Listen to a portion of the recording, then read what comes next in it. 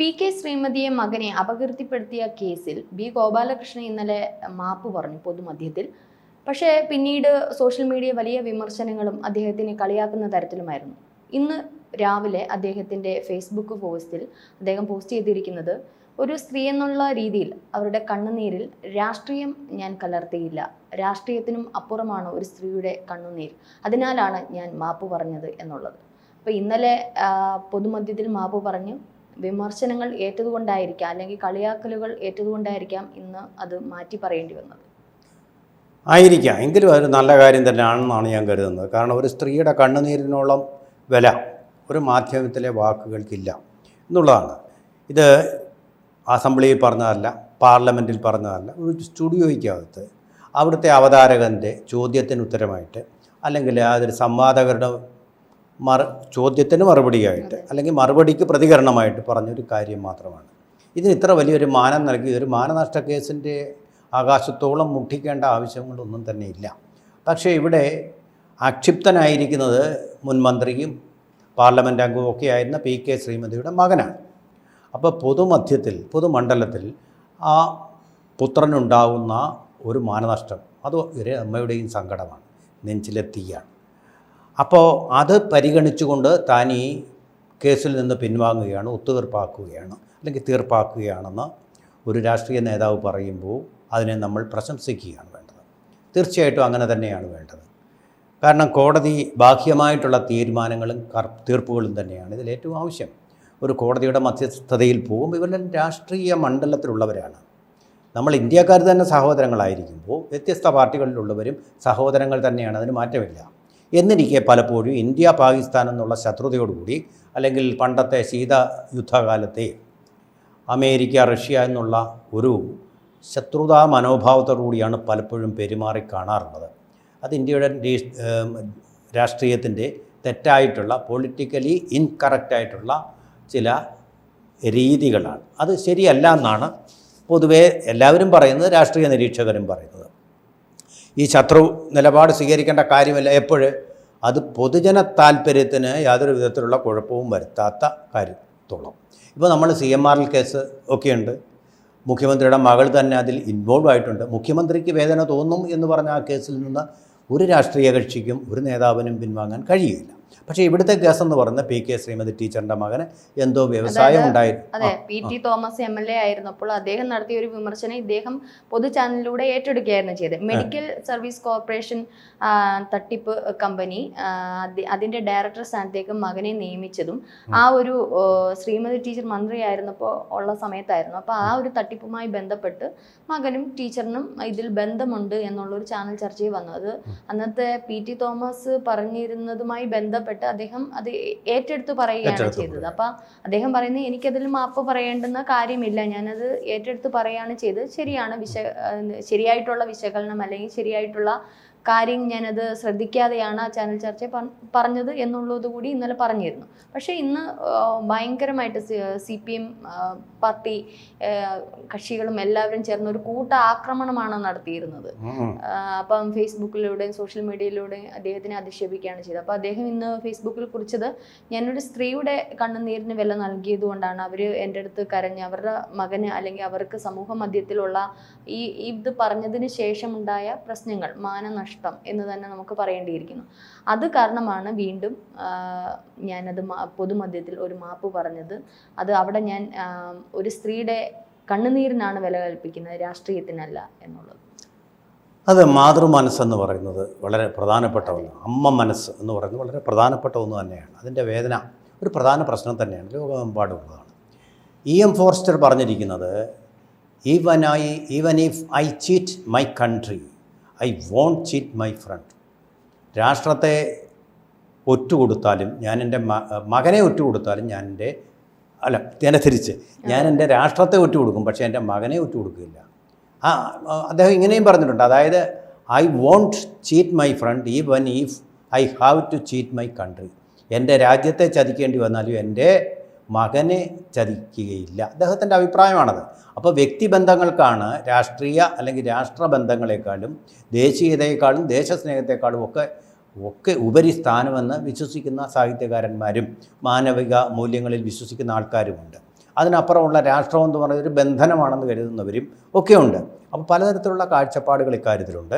എന്തായാലും ഇക്കാര്യത്തെ മനുഷ്യത്വപരമായിട്ടാണ് പെരുമാറിയത്. എന്നിരിക്കെ തന്നെ ഉത്തരവാദിത്തമില്ലാത്ത ഒരു പ്രസ്താവനയാണ് അദ്ദേഹം നൽകിയത് എന്നും വരുന്നു. അഡ്വക്കേറ്റ് എൻ ഗോപാലകൃഷ്ണൻ അദ്ദേഹം ഒരു അഡ്വക്കേറ്റും കൂടിയാണ്. PT തോമസ് എന്ന് പറയുന്നത് നമുക്കറിയാം. അദ്ദേഹം സത്യസന്ധനായിട്ടുള്ള ഒരു രാഷ്ട്രീയക്കാരനാണ്. അഴിമതി തൊട്ട് പുരളാത്ത ഒരു രാഷ്ട്രീയക്കാരനൊക്കെയാണ്. പക്ഷേ അദ്ദേഹം പറഞ്ഞു എന്നതുകൊണ്ട് ഈ പ്രസ്താവന ശരിയാവണമെന്നില്ല. എപ്പോഴാണ് ശരിയാവുന്നത്? ഇത് നമ്മൾ ക്രോസ് ചെക്ക് ചെയ്ത് പോലീസോ കോടതിയോ സ്ഥിരീകരിച്ചാൽ മാത്രമേ ഇത് ശരിയാവുകയുള്ളൂ. ഒരുപക്ഷെ PT തോമസ് ഇത് പറഞ്ഞപ്പോൾ PK ശ്രീമതി ടീച്ചർ ഇത് നിഷേധിച്ചിട്ടുണ്ടാവില്ലായിരിക്കാം. കാരണം അത്ര ശ്രദ്ധേയം കിട്ടിക്കാണും. പക്ഷേ അതെടുത്ത് ആവർത്തിച്ച് ആ ഛർദി എടുത്ത് നമ്മൾ വിഴുങ്ങാൻ പാടില്ല. ഛർദി എടുത്ത് നമ്മൾ അന്വേഷിച്ച് അതിനൊരു തീരുമാനം ഉണ്ടായ ശേഷമേ അത് പറയാൻ പാടുള്ളൂ. കാരണം അത് ഹേർട്ട് ചെയ്യും ഫീലിങ്സിനെ.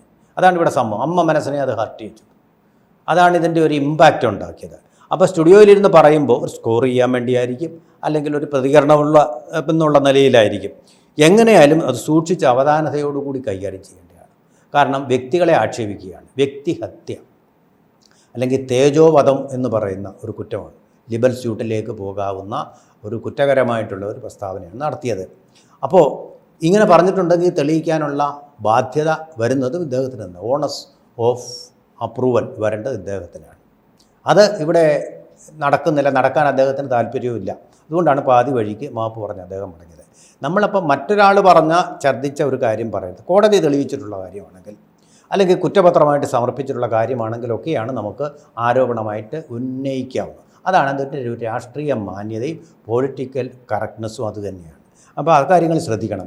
ഇവിടെ ഇപ്പോൾ സ്റ്റുഡിയോയിലാണ്. സ്റ്റുഡിയോക്കാരൻ എന്താണ്, ആരെന്ത് കള്ളം പറഞ്ഞാലും 10 പേര് ബഹളം ഉണ്ടായിട്ട് അവിടെ ഒരു ഗുസ്തി ഉണ്ടായാലും അദ്ദേഹത്തിന് അത്രയും സന്തോഷം. അതല്ലല്ലോ നമ്മുടെ രാഷ്ട്രീയത്തിന് വേണ്ടത്. മാന്യത, രാഷ്ട്രീയ മാന്യത എന്ന് പറയുന്ന, സമ്മാന്യത എന്ന് പറയുന്നത് തീർച്ചയായിട്ടും വേണം. അപ്പോൾ അവസാനം ആദ്യം അതുണ്ടായില്ലെങ്കിലും, അത് തകർന്നു പോയെങ്കിലും രണ്ടാമത് അതുണ്ടായി, ഒത്തുതീർപ്പായി എന്നുള്ളത് അതൊരു നല്ല കാര്യം തന്നെ. ഇനിയിപ്പോൾ ഒത്തുതീർപ്പ് ഉണ്ടായി കഴിഞ്ഞപ്പോഴാണ് വലിയ ശകാരങ്ങൾ എൻ ഗോപാലകൃഷ്ണൻ നേരിടേണ്ടി വരുന്നത്. വലിയ ശകാരങ്ങൾ സ്വന്തം പാർട്ടിയിൽ നിന്ന് കീഴടങ്ങി കൊടുത്തു. ഇതെന്താണ്? ഇതൊരു യുദ്ധം പോലെയാണ് ആൾക്കാർ അങ്ങ് ഉൾക്കൊള്ളുന്നത്. ഇതിൽ ഉത്ഭവിച്ചിട്ടുള്ള മാനവികമായിട്ടുള്ള, മാനുഷികമായിട്ടുള്ള പ്രശ്നങ്ങളെ തീരെ അവഗണിക്കുക, അങ്ങ് ചവിട്ടി തേച്ച് കളയണം, വലിച്ചു കീറി അങ്ങ് ഒട്ടിക്കണം എന്നുള്ളൊരു വിചാരത്തോടു കൂടിയാണ് നമ്മുടെ ഈ രാഷ്ട്രീയ അണികളും അനുയായികളും എല്ലാം ഇത് കൈകാര്യം ചെയ്യുന്നതാണ്. അപ്പോൾ പക്വതയുള്ള രാഷ്ട്രീയം അല്ല നമ്മൾ ജനാധിപത്യത്തിൽ ഇതിൻ്റെ 75 വർഷം കടന്നിട്ടും നമ്മളിപ്പോൾ കൈകാര്യം ചെയ്യുന്നത് എന്ന് പറയേണ്ടി വരും. ഒത്തുതീർപ്പുണ്ടായി കഴിഞ്ഞു. ഇപ്പോൾ ഇതിനോടകം തന്നെ വക്കീലിൻ്റെ സാന്നിധ്യത്തിൽ രണ്ടുപേരും ചിരിച്ചുകൊണ്ട് പോകുന്ന ആ ദൃശ്യം വളരെ മനോഹരമായിട്ടുള്ള ഒരു രാഷ്ട്രീയ വാക്യമാണ് അവിടെ ചേർക്കപ്പെട്ടിരിക്കുന്നത്. അങ്ങനെ തന്നെയാണ് വേണ്ടത്. ഇപ്പോൾ വലിയ സീരിയസ് ആയിട്ടുള്ള ഒരു പ്രശ്നം ആകാത്തിടത്തോളം കാലം, ഇതിൽ വലിയ അഴിമതി കുറ്റങ്ങളോ ആരോപണങ്ങളോ ഉണ്ടാകാത്തിടത്തോളം കാലം ഒരു സ്ത്രീയെ MP ആണെങ്കിലും മന്ത്രിയാണെങ്കിലും പാർട്ടിക്കാരിയാണെങ്കിലും ഒക്കെ അവരതിനൊക്കെ ഉപരി ഒരു അമ്മയാണ്, ഒരു സ്ത്രീയാണ്. ആ അമ്മ മനസ്സിനെ നമ്മൾ ആവശ്യമില്ലാതെ വേദനിപ്പിക്കരുത്. നോക്കൂ, രാഷ്ട്രീയക്കാരും പരിശുദ്ധരല്ല. ഇവരുടെ എല്ലാവരുടെയും മക്കൾ ഇവിടെ വേണ്ടത്ര ക്വാളിഫിക്കേഷനൊന്നും ഇല്ലാത്തതുകൊണ്ട് ജോലി കിട്ടാതെ വന്നാൽ നേരെ പോയി അറേബ്യൻ നാടുകളിലുള്ള വൻകിട വ്യവസായങ്ങളുടെ സ്ഥാപനങ്ങളിൽ 4 അക്ക ശമ്പളത്തിൽ വാഴുന്നുണ്ട്. പലരും നോക്കിക്കോളും. അവിടെ അന്വേഷിച്ച് കഴിഞ്ഞാൽ നമുക്ക് കിട്ടും. എല്ലാവരും അങ്ങനെയുള്ള രാഷ്ട്രീയ ശുപാർശകളുമായിട്ട് പോയിട്ട് മക്കളെ രക്ഷപ്പെടുത്തുന്നുണ്ട്. മിക്കവാറും ആരും അതിന് അതീതരല്ല എന്ന് വിചാരിച്ച് അവരെല്ലാം ഇങ്ങനെയാണെന്ന് നമ്മൾ വിളിച്ചു പറയേണ്ട കാര്യമില്ല. അവരേതെങ്കിലും വലിയൊരു മയക്കുമരുന്ന് കേസിലോ അല്ലെങ്കിൽ വീണാ വിജയൻ്റെ ഇതുപോലൊരു സാമ്പത്തിക തട്ടിപ്പ് കേസിലോ ഇൻവോൾവ് ആവാതിരിക്കുന്നിടത്തോളം അവരൊരു വ്യവസായത്തിൽ പങ്കാളിയായി എന്നുള്ളത് കൊണ്ട് നമ്മൾ കയറി അവരെ അറ്റാക്ക് ചെയ്യുകയും അവമതിക്കുകയും ചെയ്യേണ്ട കാര്യമൊന്നുമില്ല. ഇങ്ങനെയാണ്, ഇങ്ങനെ ഒരു പോസ്റ്റ് ഇടണം എന്ന് യാതൊരു താല്പര്യവുമില്ലായിരുന്നു. പക്ഷെ എന്താണ് സംഭവം എന്ന് എല്ലാവരും അറിയണമല്ലോ. ഒരു പൊതുപ്രവർത്തകൻ എന്ന നിലയിൽ എന്റെ ഔദാര്യമാണ്, എന്റെ ഖേദം ഇത് മാതൃകയാകട്ടെ എന്ന് കരുതി രേഖപ്പെടുത്തിയതാണ്. കോടതി പറഞ്ഞിട്ടോ കേസ് നടത്തിയിട്ടോ അല്ല ഒരു സ്ത്രീയുടെ അന്തസ്സിന് ക്ഷതം സംഭവിച്ചു എന്ന് നേരിട്ട് ശ്രീമതി ടീച്ചർ പറഞ്ഞപ്പോൾ അന്തസ്സായ രാഷ്ട്രീയ നിലപാടിന്റെ ഭാഗമായി ഞാൻ കേരള രാഷ്ട്രീയത്തിന് മാതൃകയാക്കാനാണ് ഖേദം രേഖപ്പെടുത്തിയത്. ശ്രീമതി ടീച്ചറുടെ മകൻ മെഡിക്കൽ സർവീസ് കോർപ്പറേഷൻ എന്ന തട്ടിപ്പ് കമ്പനിയുടെ ഡയറക്ടറാണെന്നും ശ്രീമതി ടീച്ചർ ആരോഗ്യമന്ത്രിയായ കാലത്ത് അനഭിമത ഇടപാട് നടത്തിയെന്നുമുള്ള അന്തരിച്ച MLA PT തോമസിന്റെ ആരോപണം ഞാൻ ചാനൽ ചർച്ചയിൽ പറഞ്ഞതായിരുന്നു. അത് ഏറ്റെടുത്ത് പറഞ്ഞു. അവിടുത്തെ കുഴപ്പമാണ്, ഛർദ്ദിച്ചത് വിഴുങ്ങുകയാണ്. അദ്ദേഹം പറഞ്ഞത് ഏറ്റെടുത്ത് പറഞ്ഞു.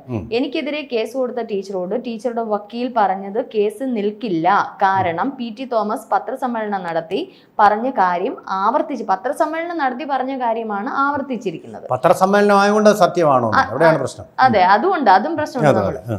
ഇത് മനസ്സിലാക്കിയ വക്കീൽ ടീച്ചറെ ഉപദേശിച്ചു ഒത്തുതീർപ്പാക്കുക എന്നുള്ള രീതിയിൽ വക്കീൽ ഉപദേശിച്ചു. അങ്ങനെ ഒത്തുതീർപ്പ് സമയത്ത് ശ്രീമതി ടീച്ചർ കണ്ണൂർ ജില്ലയിലെ ടീച്ചറുടെ ബന്ധുക്കൾ ടീച്ചറെ കളിയാക്കുന്നതടക്കം പറഞ്ഞ് വിഷമിച്ച് കരഞ്ഞപ്പോൾ ഒരു സ്ത്രീയുടെ കണ്ണുനീരിന് എൻ്റെ രാഷ്ട്രീയത്തെക്കാൾ വിലയുണ്ടെന്ന് വിശ്വസിക്കുന്ന ഞാൻ രാഷ്ട്രീയത്തിന്റെ അന്തസ്സിന് ഖേദം പറയാം എന്ന് പറഞ്ഞു. ഇതാണ് ഇന്നലെ ആ ഖേദപ്രകടനം നടത്തിയത്. ടീച്ചറിന്റെ ബന്ധുക്കൾ ടീച്ചറിനെ ഇത് പറഞ്ഞ് ആക്ഷേപിക്കുന്നത് കണ്ട് ടീച്ചർ പറഞ്ഞ് കരഞ്ഞു.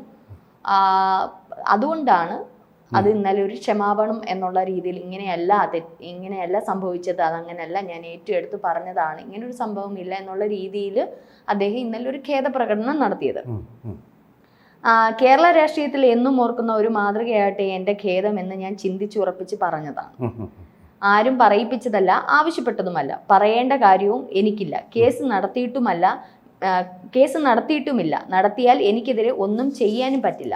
പക്ഷേ എൻ്റെ അന്തസ്സായ രാഷ്ട്രീയ തീരുമാനമായി ഞാൻ ഖേദം രേഖപ്പെടുത്തുന്നു എന്നുള്ള രീതിയിലാണ് അദ്ദേഹം വളരെ വിപുലമായിട്ടുള്ളൊരു കുറിപ്പ് എഴുതി. ആ കുറിപ്പിനെയാണ് ഞാൻ സമാദരിക്കുന്നു. അദ്ദേഹത്തെ ഞാൻ കാര്യത്തിൽ അഭിനന്ദിക്കുകയും ചെയ്യുന്നു. എന്തുകൊണ്ടെന്നാൽ അദ്ദേഹത്തിൻ്റെ പാർട്ടി തന്നെ ഉയർത്തിപ്പിടിക്കുന്ന ആ സനാതന ധർമ്മത്തിൻ്റെ ഒരു ഭാഗമാണ് അഹിംസ. വാക്കിലോ പ്രവൃത്തിയിലോ ചിന്തയിലോ പാടില്ലെന്ന് പഠിപ്പിക്കുന്ന മഹത്തായ ഒരു സംസ്കാരത്തിൽ നിന്ന് മാത്രമേ ഇത്ര വിശാലമായിട്ടുള്ളൊരു മനസ്സ് ഉണ്ടാവുകയുള്ളൂ. തോൽക്കുമെന്നറിഞ്ഞുകൊണ്ടല്ല, ജയിക്കുമെന്ന് അറിഞ്ഞുകൊണ്ട് തന്നെ കീഴടങ്ങുക. അതും രാഷ്ട്രത്തിന് താല്പര്യം നഷ്ടപ്പെട്ട എന്ന് പറയാം. അത്തരം ഒരു കേസിൻ്റെ കാര്യത്തിൽ സ്ത്രീ വേദനിക്കാതിരിക്കാൻ വേണ്ടി ചെയ്യുന്നു. അങ്ങനെ തന്നെ വേണം. ഇങ്ങനെയുള്ള പല നീക്കുപോക്കുകളും രാഷ്ട്രീയത്തിൽ ഉണ്ടാവാറുണ്ട്. ഇന്ന് പല നീക്കുപോക്കുകളും ഉണ്ടാവുന്നുണ്ട് രാഷ്ട്രീയത്തിൽ. അത് പൊതുജന താല്പര്യത്തെ ബാധിക്കാത്തിടത്തോളം അത് വലിയ കുഴപ്പമുള്ള കാര്യങ്ങളൊന്നും അല്ല. ഇതിനെ സന്ദീപ് വാര്യർ എന്ന് പറയുന്ന ആൾ ഇതിനെ ഒരു Congress Marxist party BJP Marxist party ബാന്ധവം എന്ന് പറഞ്ഞിരിക്കുന്നത് പറയാൻ കാര്യം അദ്ദേഹത്തിന് വേറൊന്നും വിഷയം പറയാനില്ലാത്തതുകൊണ്ടാണ്. BJPയിൽ ഇരുന്നപ്പോൾ ധാരാളം വിഷയങ്ങൾ കിട്ടി. അദ്ദേഹം ഹീറോ ആയിട്ട് ഇപ്പോൾ ഒരു സീറോ ആയിട്ട് ഒരു മൂലയ്ക്ക് കോൺഗ്രസിൻ്റെ ഇരിക്കുക. അപ്പോൾ വല്ലപ്പോഴും എന്തെങ്കിലും കിട്ടിയാൽ അതങ്ങ് തട്ടിയെടുത്ത് അതുകൊണ്ട് അങ്ങ് വലിയൊരു അപ്പം ചുട്ട് തിന്നാമെന്നൊക്കെയാണ് അദ്ദേഹം വിചാരിക്കുന്നത്. പക്ഷേ വളരെ കഷ്ടമാണിത്. കാരണം BJPയിൽ ഇരുന്നപ്പോൾ അദ്ദേഹം മനസ്സിലാക്കേണ്ടതായിരുന്നു. BJPയുടെ തീരുമാനങ്ങൾ എടുക്കുന്നത് അതിൻ്റെ സംസ്ഥാന തലത്തിലുള്ള വക്താക്കളൊന്നുമല്ല. അതിന് കോർ കമ്മിറ്റിയുണ്ട്, അതിനപ്പുറമുണ്ട്. അവരറിയാതെ ഒരു കാര്യങ്ങളും അതിനകത്ത് നടക്കത്തില്ല, നയപരമായ തീരുമാനങ്ങൾ. അതുപോലെ ശ്രീമതി ടീച്ചറും ഇപ്പോൾ എനിക്ക് തോന്നുന്ന സംസ്ഥാന കമ്മിറ്റിയിൽ പോലും ഇല്ലാത്ത ടീച്ചർക്ക് എന്ത് വിചാരിക്കും അതിൻ്റെ നയം മാറ്റാൻ കഴിയും? അതിൻ്റെ ഭാഗമാണെന്ന് പറയുമ്പോൾ അത് ഒരൊറ്റ ആളുകളുള്ളൂ CPM എന്ന് പറയുമ്പോൾ നയ തീരുമാനം എടുക്കാൻ അത് മുഖ്യമന്ത്രിയാണ്, പിണറായി വിജയനാണ്. ഒരു സംശയമില്ല, അദ്ദേഹമാണ് നയപരമായിട്ട് തീരുമാനം എടുക്കേണ്ടത്. ഇത് ശ്രീമതി ടീച്ചർ എടുത്ത കാര്യങ്ങൾ അദ്ദേഹം എങ്ങനെയാണെന്ന് കാണുന്നത് പോലും അറിയില്ല. അപ്പോൾ ഇതിലുള്ള വിവരദോഷം കോൺഗ്രസ്സിലാണെന്നതുകൊണ്ട് തനിക്ക് എന്ത് വിവരദോഷവും പറയാം എന്നാണ് സന്ദീപ് വാര്യർക്കെങ്കിലും ആയിക്കോട്ടെ, അത് കുഴപ്പമൊന്നുമില്ല. ജനങ്ങൾ പരിഹസിച്ച് താങ്കളെ ഒരു കോമാളിയായിട്ട് കരുതുകയുള്ളൂ ഇതിൻ്റെ പേരിൽ ഐക്യമെന്ന് പറയുമ്പോൾ. അല്ലെങ്കിൽ കോൺഗ്രസിൻ്റെ പരാജയഭീതിയുടെ ഒരു വാക്കായിട്ട് മാത്രമേ ഇത് കാണാൻ കഴിയുകയുള്ളൂ. പരാജയഭീതി കൊണ്ട് അതുകൊണ്ടാണ് ഈ തോറ്റതെന്ന് നാളെ പറയാം. തൃശ്ശൂർ പൂരം കൊണ്ടാണ് അവിടെ സുരേഷ് ഗോപി ജയിച്ചതെന്ന് പറയുന്നത് പോലെ ആ തോൽവിയെ റിയാലിറ്റിയെ കാണാതിരിക്കാനുള്ള ശ്രമമാണ്.